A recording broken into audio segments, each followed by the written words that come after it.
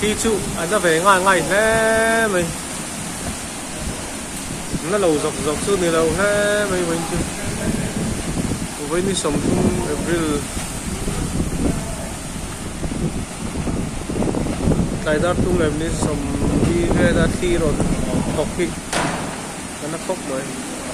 hari ham mấy này thì aku so mấy này hồng rô con này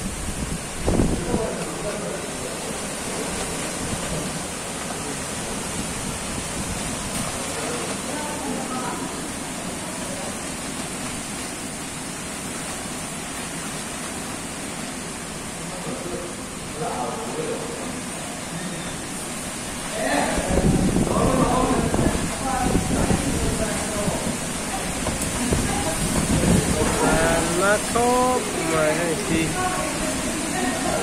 vừa có cái gì đó tôi là hiện khi đúng không ta này thì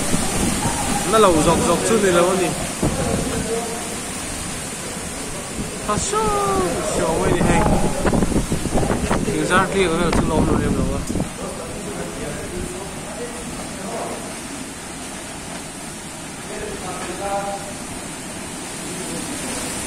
còn bây giờ ta